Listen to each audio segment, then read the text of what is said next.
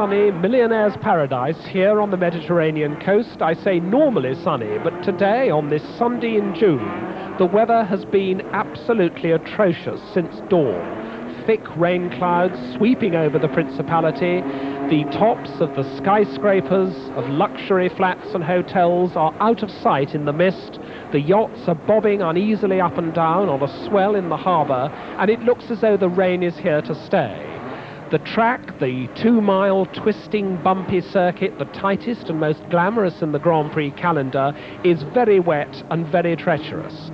And the 20-car field for this round 6 of the 1984 World Championship now assembling as the huge crowd of spectators wait patiently under their umbrellas, under their Macintoshes. There is Alain Prost on pole position. It was dry in practice and he put in an absolutely perfect lap to get pole position on a circuit where it really matters. Nigel Mansell, second quickest in the Lotus. He's very pleased also to be at the front because overtaking is so difficult on this tight Monte Carlo circuit that if you can start at the front, you've got a good chance of staying there. There is René Arnoux, third quickest in the Ferrari and currently lying equal third in the World Championship. Alongside him, his own teammate, Michele Alboreto, who's won the only Grand Prix he's finished in the points this year. That was in Belgium. He's had a lot of bad luck the rest of the time. He was quickest on the first day. Derek Warwick, equal third in the World Championship with the Renault, fifth quickest in practice, looking up through the umbrellas at this lowering sky, and he's got his own teammate alongside, Patrick Tambay, in the other Renault. So 2 Ferraris on the second row, 2 Renaults on the third row. Tambay worried about visibility. He's asking for something to clean his visor with, and we've got a delayed start for an extraordinary reason. In the tunnel, the track is dry. It's so wet everywhere else that the drivers say that the change of surface from wet to dry and then from dry back to wet on the fastest part of the track, they're doing 165 miles an hour when they come out of that tunnel, is too serious, so they've got a fire tender in the tunnel. It's soaking the road, and while that goes on, the start has been delayed. But now, 15 minutes late, we've got the order to start engines. The track is being cleared, and we're wondering just how long this race is going to last, because the rules say that 2 hours is the maximum length. It's meant to be 77 laps, but if this weather keeps on, they're not going to be able to average a sufficiently high speed to be able to get through the 77 laps before the 2 hours is up. So nobody quite knows how long this race is going to last.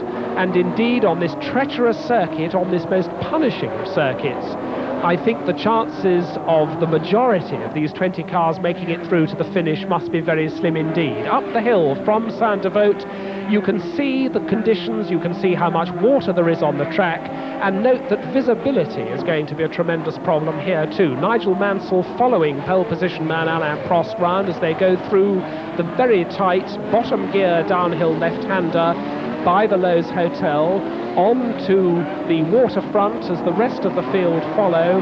20 cars only starting because they only allow 20 starters on this tight track instead of the usual 26, so 7 cars unlucky in qualifying, among them Martin Brundle, who had a very serious accident in his Tyrrell trying to better his 22nd place. There's his teammate Stefan Beloff in the only Tyrrell that did get into the race, and he is 20th. He's the only non-turbocharged car in the race, in fact. So the final warm-up lap completed. 20 drivers already pretty wet. Nigel Mansell looking for a slightly drier piece of the road as he lines up his car for this start, because the start is going to be so important with the tight chicane at Saint-Devote just a few yards ahead of them. All these 20 cars will have to funnel into that tight first corner. The red light is on, wait for the green, and the race is on. 14,000 horsepower, 40 spinning wheels. Prost has got away in front.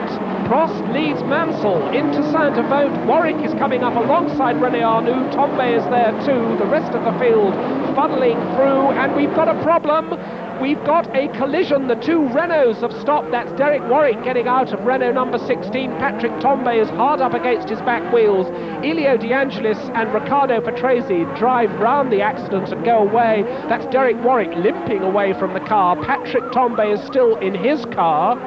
They're trying to get they're getting Patrick Tambay out. Meanwhile, Alain Prost leads as they come out of the Mirabeau, down through the Lowe's hairpin, Alain Prost's McLaren, Nigel Mansell's Lotus, then it's René Arnoux' Ferrari, Michele Alboretto's Ferrari, the McLaren of Niki Lauda, Keke Rosberg is there, then it's Winkelhock and Jacques Lafitte. Somebody's lost a nose cone up the hill in a minor collision coming out of the Mirabeau. That, I think, was François Hainaut in the Ligier, but the rest of the field funneling through. Already Stefan Belloff's moving up, but now let's see this accident again. And there you see the red Ferrari and the yellow Renault absolutely side by side, and Derek Warwick is pushed to one side by René Arnoux. He has absolutely nowhere to go. He's hard into the barriers, and then cruel luck for the Renault team. His own teammate Patrick Tambay goes in there with him, and Tambay now out of the car, and I think he has a leg injury also. They're carrying him to a stretcher, in fact. Patrick Tambay on the stretcher.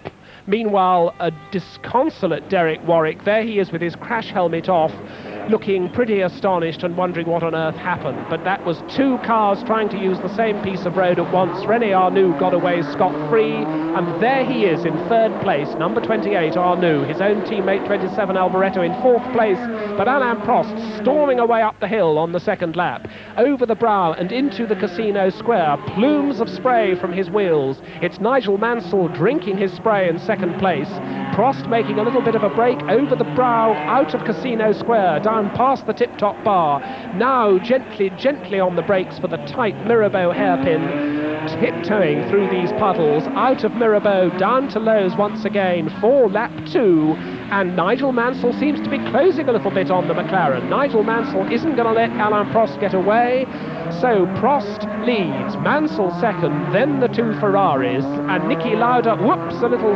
slither there from the leader. Niki Lauda, the teammate of the leader, is also moving up. So these mighty McLarens are already setting their stamp on the race. There's the tunnel. It's been wetted in there, but it's still pretty dry. Out on the fast part of the circuit, down to the chicane. Alain Prost through this treacherous chicane, using every inch of the road, missing the barrier by inches, and into Tabac now, these ceaseless corners round the swimming pool, and that is Johnny Cecotto in the Tolman. Johnny Cecotto has come to grief, and his car being pushed away. There is poor Patrick Tambay, who looks as though he's in considerable discomfort with that leg injury. A worried gesture there from Derek Warwick to his teammate, but a thumbs up from Patrick Tambay on the stretcher. So Tambay, obviously with considerable discomfort from his leg on the stretcher, but it could have been much worse. Lap 3, over the brow into the Casino Square once again. Let's have a look at this gap between Prost and the Lotus of Mansell. Prost can't afford to go any quicker than he has to, even at this stage, because he's still learning about the surface. Down into Mirabeau once more. And it's between Mirabeau and Lowe's that Lotus seems to catch up. On the brakes, bottom gear, gently, you've got 700 horsepower going through your back wheels, and it all comes in a bit suddenly with a turbocharged engine. You don't want to be clumsy with the throttle, or you can be in the barriers before you know what's happened. And of course at Monte Carlo, unlike almost any track elsewhere in the world, a slight mistake, which might just cost you half a second on any other track that has wide verges and runoff areas, can spell disaster here. 2.3 seconds, the gap between Prost and Mansell at the end of lap 2. Still the Ferraris in third and fourth places, still Prost skating along those barriers coming out of the chicane. Prost past all the yachts, into the swimming pool complex. You can see the swimming pool on the bottom left of the picture, and still Nigel Mansell dogging his every move. The Ferraris are being left behind, and there in fact is Niki Lauda closing on Alboretto. So Niki Lauda in fifth place and closing.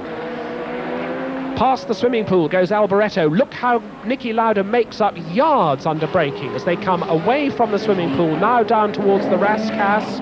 A left-hander leading into a very tight right-hand hairpin. Alboretto and Lauda out of Rascasse as the leader goes over the start-finish line to start lap 4. There is Nigel Mansell, still close in second place. Then this long gap before we get René Arnoux. There is Arnoux. And there is Alboretto, who is really being threatened by the McLaren of Niki Lauda.